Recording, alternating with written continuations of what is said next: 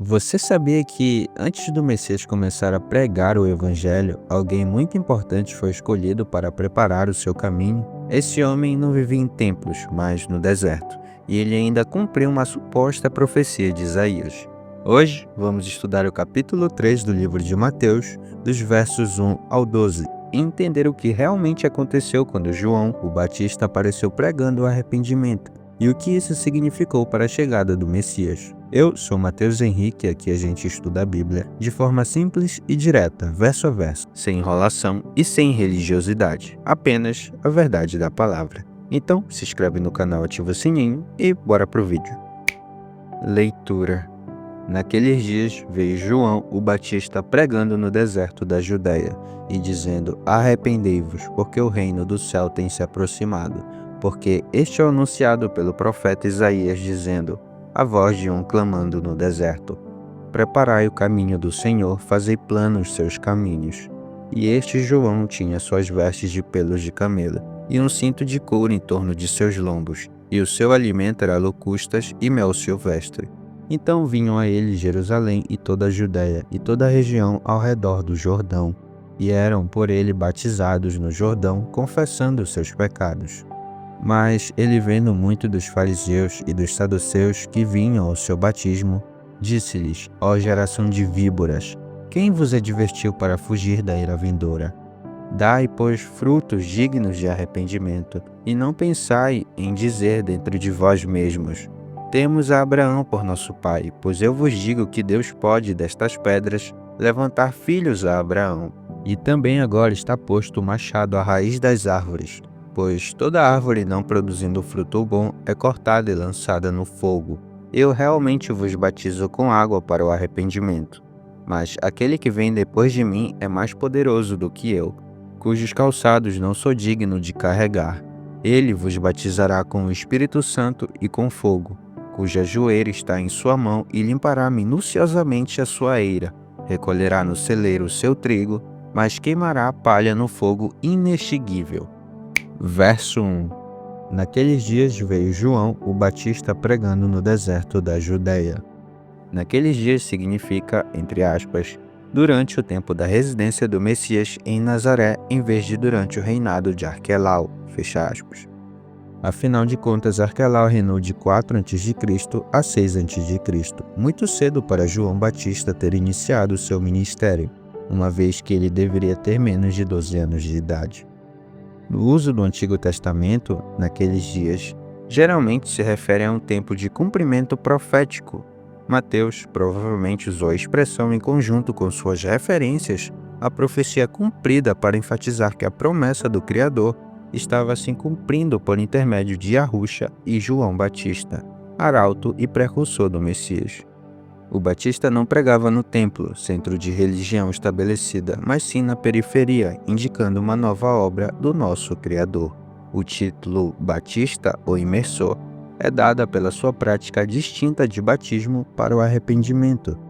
A localização do ministério de João Batista, o deserto da Judéia, faz lembrar o ministério do profeta Elias, o qual, conforme criam muitos judeus, que apareceria novamente para preparar o caminho para o Messias. E o historiador judeu Joséfo descreve o ministério de João de maneira que se ajuste bem de perto aos relatos dos evangelhos. Mas qual é o motivo de João ter feito o que fez? É o que veremos a seguir. Verso 2. E dizendo: arrependei-vos, porque o reino do céu tem se aproximado. Nesse verso 2, vemos que a mensagem do Batista focalizava o arrependimento e a vinda do reino do Criador. Algumas pessoas pensam que o arrependimento é principalmente uma questão de sentimentos, especialmente de sentir pena do seu pecado. É maravilhoso sentir pena do seu pecado, mas arrependei-vos não é uma palavra de, entre aspas, sentimentos. É uma palavra de ação. João disse aos seus ouvintes que mudassem de ideia e não apenas que lamentassem o que haviam feito. O arrependimento fala de uma mudança de direção, não de uma tristeza no coração. O Messias também enfatizou a mesma coisa desde o início de seu ministério. O chamado ao arrependimento é importante e não deve ser negligenciado.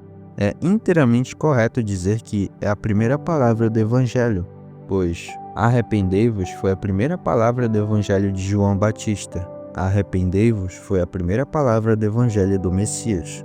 Arrependei-vos foi a primeira palavra no ministério de pregação dos 12 discípulos.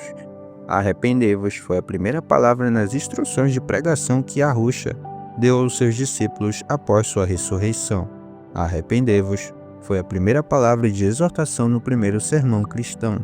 Arrependei-vos foi a primeira palavra proferida pelo apóstolo Paulo através do seu ministério.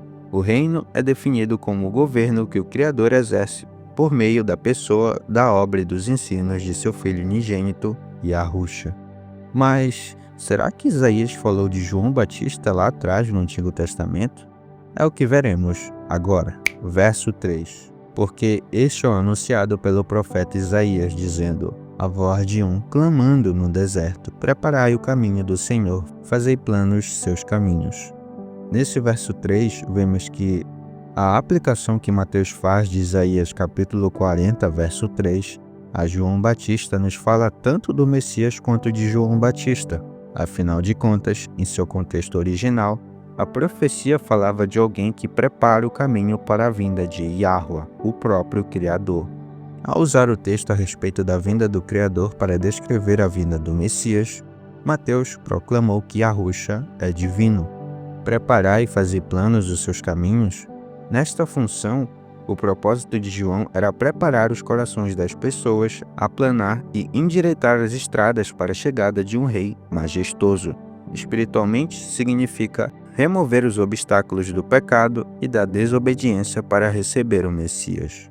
Mas será que o Batista se arrumava para impressionar outras pessoas? A resposta vem agora. Verso 4. E este João tinha suas vestes de pelos de camelo e um cinto de couro em torno de seus lombos, e o seu alimento era locustas e mel silvestre.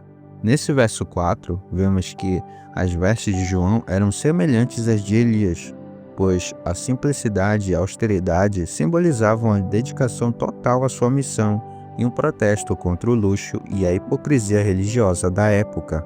E seu ministério e estilo de vida também se comparavam ao de Elias, pois sua residência era no deserto da Judéia, sua dieta era austera, o seu chamado para que Israel se arrependesse, e a sua confrontação era com um rei mau e sua esposa, exatamente parecido com a história de Elias. E Yahusha explicou o sentido destes paralelos em Mateus capítulo 11, verso 14, e o capítulo 17, versos do 12 ao 13. Certo, mas será que a pregação e o batismo de João Batista tinham algum efeito sobre as pessoas? A resposta vem a seguir, versos 5 e 6. Então vinham a ele Jerusalém e toda a Judéia e toda a região ao redor do Jordão, e eram por ele batizados no Jordão, confessando os seus pecados. Nesses versos 5 e 6, vemos que então vinham a ele Jerusalém e toda a Judéia e toda a região ao redor do Jordão. Isso demonstra o impacto e a atração da pregação de João. Pessoas de todas as regiões, incluindo a capital religiosa, Jerusalém, vinham até ele, mostrando a fome espiritual e o reconhecimento da autoridade divina em sua mensagem. E eram por eles batizados no Jordão, confessando os seus pecados. O batismo de João era um batismo de arrependimento, um rito público de confissão e purificação, simbolizando a decisão de abandonar o pecado e se preparar para a vinda do Messias.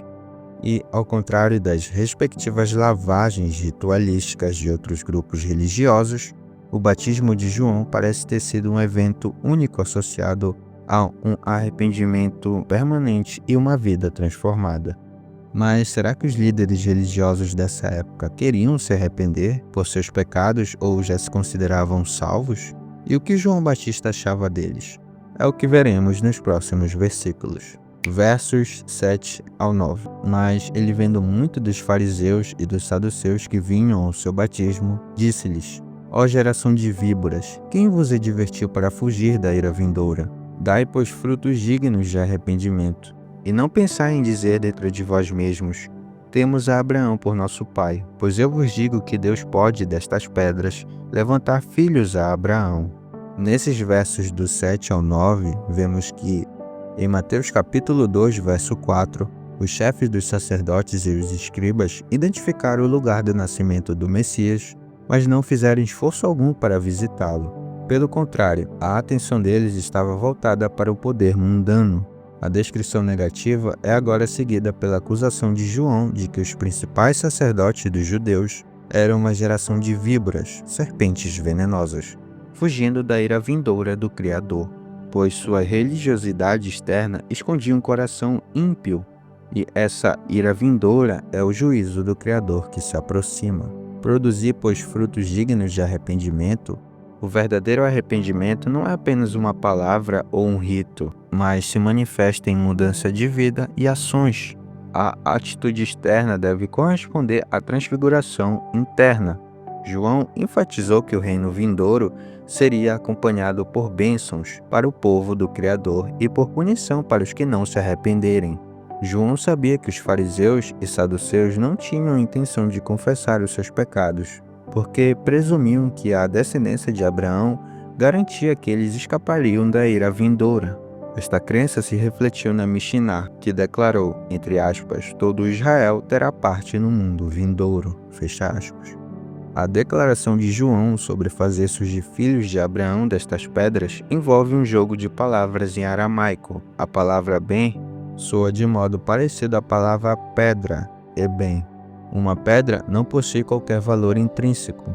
No entanto, o Criador, o Todo-Poderoso, pode transformar a rocha inútil em uma pessoa e incluí-la em seu povo pactual, se assim o desejar.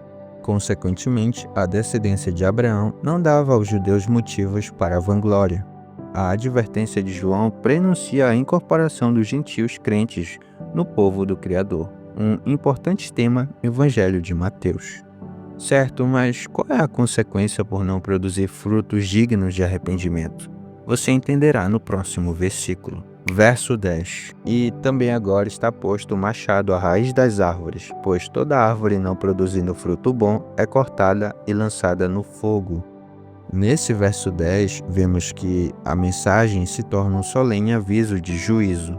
O machado, símbolo de juízo divino, já está pronto.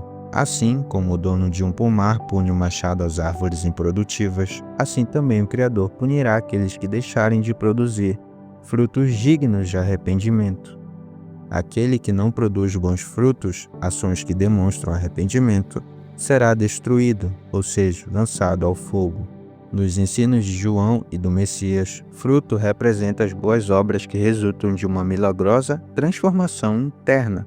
Mais tarde, a maldição da figueira e a parábola dos lavradores perversos ilustrarão as consequências de se deixar de produzir bons frutos. Mas será que o batismo de João transformava as pessoas por completo? É o que veremos a seguir. Verso 11.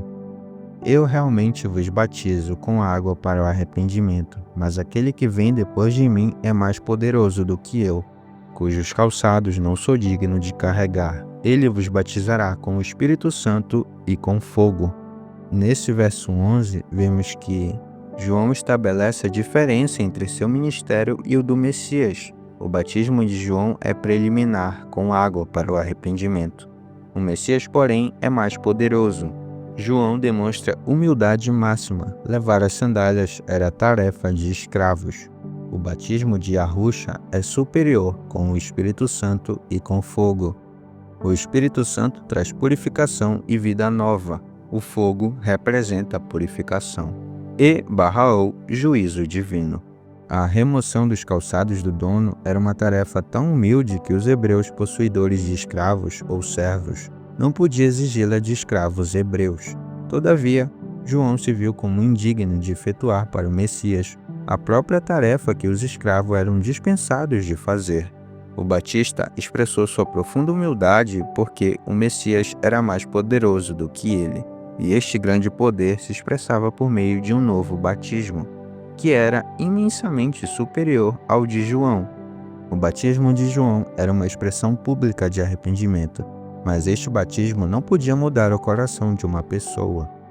O Messias, porém, batizou os arrependidos com o Espírito Santo e os tornou santos por meio de uma transformação interna. A citação que Mateus faz de Jeremias, capítulo 31, verso 15, em Mateus capítulo 2, verso 18, pretendia provavelmente trazer à lembrança dos leitores a promessa do novo pacto. A referência ao batismo com o Espírito Santo recorda a promessa relacionada em Ezequiel capítulo 36, os versos 24 ao 27, na qual o Criador declarou: "E eu colocarei o meu Espírito dentro de vós, e vos farei andar nos meus estatutos, e guardarei os meus juízos, e os farei." Esta obra do Espírito Santo foi salientada novamente no batismo do Messias. O Messias teria o poder para transformar o caráter humano de um modo que João não podia. O Messias também batizaria o povo com fogo, uma referência ao julgamento divino contra pecadores impenitentes, certo? Mas existe alguma parábola que exemplifique todas essas coisas? A gente fecha nosso estudo com o versículo a seguir. Verso 12. Cuja joeira está em sua mão, e limpará minuciosamente a sua eira, recolherá no celeiro o seu trigo, mas queimará a palha no fogo inextinguível. Neste verso 12, vemos que a joeira era usada para lançar os grãos de trigo ao ar para separar do joio.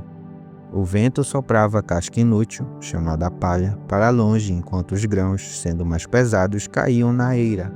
A palha, então, era recolhida e queimada. A parábola de João descrevia assim um futuro julgamento divino no qual todas as pessoas são joeiras, tendo como resultado que os seguidores do Messias serão preservados por Yahweh, enquanto os impenitentes são juntados para a punição. Apesar de a palha ser altamente inflamável e rapidamente consumida pelo fogo, dando possivelmente a impressão de que o julgamento divino é apenas temporário, João deixou claro que o fogo que aguarda os impenitentes nunca se apagará. A punição do Criador contra os pecadores impenitentes é eterna.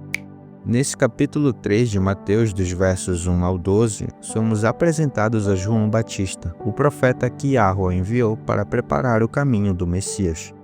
Ele pregava no deserto da Judeia, chamando o povo ao arrependimento, porque o reino do Criador estava próximo.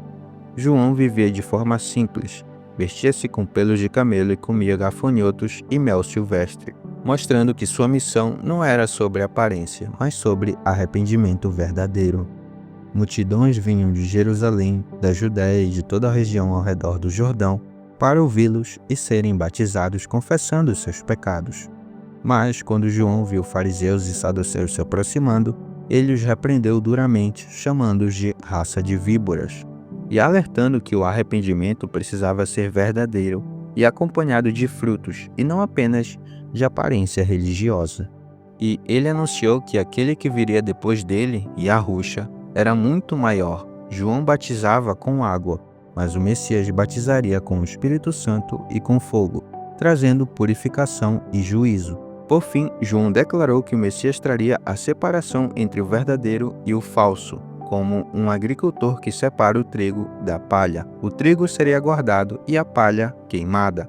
Se esse estudo te ajudou a entender melhor Mateus capítulo 3, dos versos 1 ao 12, deixa o like, se inscreve no canal e compartilha este vídeo com alguém que goste de ler e estudar a Bíblia, assim como eu.